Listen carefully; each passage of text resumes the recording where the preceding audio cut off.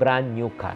Okay? It may be a practical option po talaga na mas maganda na i-cash po natin. Oo. Alam mo, pag lumabas ang cash, maniwala ka. Chances are you will be able to get that price kasi nothing really beats cash. Videos that will make you wealthy and debt-free. Gusto mo bang mabili ang iyong first car in cash? Yes, sa video na ito, ituturo ko sa inyo paano ko nabili itong sasakyan na ito in cash. Hi there, this is Chinkitan, your pambansang wealth coach. Maraming salamat sa pag-tune in sa channel na ito, itong channel ng mga ipunaryo at mga paunlad. Okay, alam mo, usapang sasakyan po tayo. Alam mo, pagbili ng brand new na sasakyan or kahit na sasakyan, second-hand sasakyan, requires a significant amount of money. Agree? At the same time, yung pagbibili po, maybe this is once or twice that you can do in your lifetime. Kaya kailangan, bago tayo bumili, kailangan po natin talagang pag-isipan. And then, ang mga brand new sasakyan ay sa totoo lang, mas mataas po talagang presyo compared to yung mga tinatawag nating na second-hand car. Kaya nga, ang ibig sabihin po niyan, na pag bumili kayo ng sasakyan, hindi lang kayo bumili ng sasakyan. May mga kasama pang expenses yan. Like insurance, maintenance, repair, diba, baterya, gulong, diba, brake pads, no? Kaya mga friendship, ito lang, pag bibili kayo ng brand new car, okay? It may be a practical option po talaga na mas maganda na i-cash po natin. Oo. Or let's say, kung bibili kayo ng sakyan, dapat mas maganda cash po. Bakit po? Para wala na kayo sakit ng ulo. At the same time, hindi kayo mamumblema. Okay, ito lang po yung mga benepisyo. Pag bumili ka ng car in cash, whether brand new or second hand. Number one, wala kang monthly payment. Diba? So, hindi ka mareremata. Diba? That's number one. Number two, walang interest payments. FYI lang po, just to give you a perspective. Alam nyo ba na ang interest rate ng mga sasakyan na sa around 8 to 10% yan, interest per annum. In other words, pagka tayo po ay nagbabayad po ng sasakyan, yung kunyari, 1 million na sasakyan, after na babayaran mo in 5 years, baka maging 1.4 to 1.5 million yan. Almost 40 to 50% higher. Bakit po? Napunta saan? Sa interest po.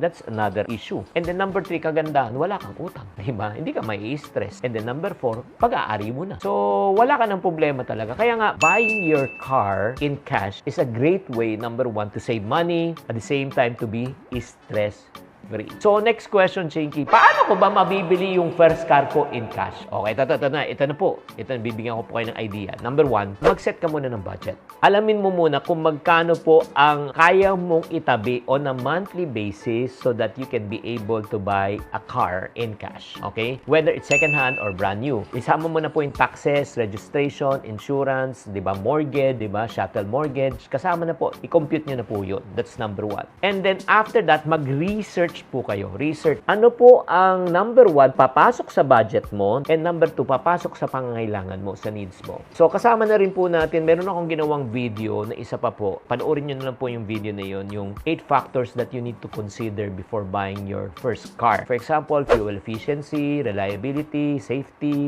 maintenance cost, and then magbasa po kayo ng mga reviews, manood po kayo ng mga videos. Ang dami na po ngayon dito yan sa YouTube, sa TikTok, para malaman nyo kung ano talagang mas magandang sasakyan at nababagay po sa inyo. Pangatlo, ito po, ang pinakamatindi.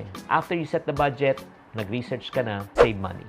Mag-ipon ka. And there are 2 ways for you to buy a car. It's called negative buying and positive buying. Negative buying, uutangin mo siya. At maraming disadvantages po pag inutang mo yan. That's another, again, vlog that I want to do. Pero pag nag-positive buying kang, ibig sabihin ng positive buying, mag-iipon ka po na ng pera bago mo siyang bibilin. Set aside ka muna. So, pinakamaganda niyan, mag-start ka na. Ito po, and discard ko po. Okay, isi-share ko na po sa inyo kung paano ko binili tong sasakyan na Geely Okavango in cash. In cash po.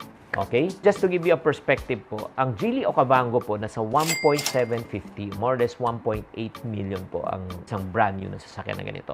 Ako naman, yung parang policy namin, again, 5 to 6 years nag-upgrade kami ng sasakyan. Hindi kami nag-upgrade dahil nasira ng sasakyan. A well-maintained car can run at least 10 to 15 years. Wala kang problema. However, we choose to upgrade it para wala kaming talagang concern, di ba? Tuloy-tuloy talaga. Hindi kami magme-maintain talaga ng matindi at mag-aayos ng spare parts. So, ang ginawa po namin, since alam namin within 5 to 6 years mag-upgrade na kami, every month, yun, nagse-set aside na kami ng pera. Naka-automatic savings program na po. So, monthly nagtatabi na kami. Halimbawa, ang kailangan ko po ay 1 million pesos in 5 years. So, 1 million, dinidivide ko na ng 5 years. That's equivalent to 200,000 pesos per year. Divided by 12 months, lumalabas po na siyang 17,000 pesos per month. So, if my plan actually is to buy a car, 5 years from now, 2028, dapat nag-iipon na ako ng 17,000 pesos per month ngayon. Gets nyo? So, bakit? In 5 years' time, meron na akong 1 million, di ba? Na pambayad ko ng cash. And that is exactly what I did. That's the reason why I was able to buy this Geely Okavango in cash. Paano po? Kasi nakapag-save ako ng 1 million 5 years ago. Nag-umpisa na po ako. That's around 2018. Tapos, binenta ko po yung second-hand car ko for 750,000. So, naibenta ko ng 750, cash ko nakuha, tapos nilagyan ko pa ng 1 million, kaya ako nabili ang 1.7 million in cash. Pwede nyo rin gawin yan ha, kahit hindi naman brand new, pwede rin sa second-hand car, okay? Pero bago natin pag-usapan yung sa second-hand car, shout out lang naman ako konti kay Kaka and Riri TV, kay Amors Jen, at syempre naman at kay Melvin Najal. Maraming salamat po. So, para sa mga tao naman na bibili po ng mga sasakyan naman na hindi brand new, second hand car, ito naman po yung tip ko po sa inyo. Again, number 1, save money. Kunyari, nakasave ka na, 300,000 yan ang budget mo. Pasok sa budget mo, maghanap ka na ng brand na papasok po sa inyo. Ito, importante, negotiate. Yes. Huwag kang mahiyang tumawad. Alam mo, this is how you negotiate. Kunyari, check mo muna yung sakyan, di ba? Papacheck mo sa mekaniko kung talagang may sira at mas magandang from friends na alam mo talagang hindi masyadong ginagamit, nakatenga lang, or let's say, kailangan talaga umalis ng bansa, maganda pa yung quality. Yung mga ganun dapat ang hanapin niyo po. And then, pa-inspect niyo yung makina, make sure hindi siya nabaha. Make sure hindi siya nabaha. This is how you negotiate. Dalhin mo yung cheque, dalhin mo yung cash. So, kunyari, sinabi niya 350,000. Tapos sabihin mo, budget mo 300,000 lang. Ang tawaran mo ng 280. Tawaran mo ng 280 or tawaran mo naman 250. Ganun. O, grabe naman. Sobrang naman. O, sige, ganito na lang. Since ang gusto mo 350, ang gusto ko 250, let's meet halfway. 300,000 na lang. At kapag pumayag ka, sabi mo, ilabas mo na agad ng cash mo. Ilabas mo. Pakita mo. May cash ka. Alam mo, pag lumabas ang cash, maniwala ka.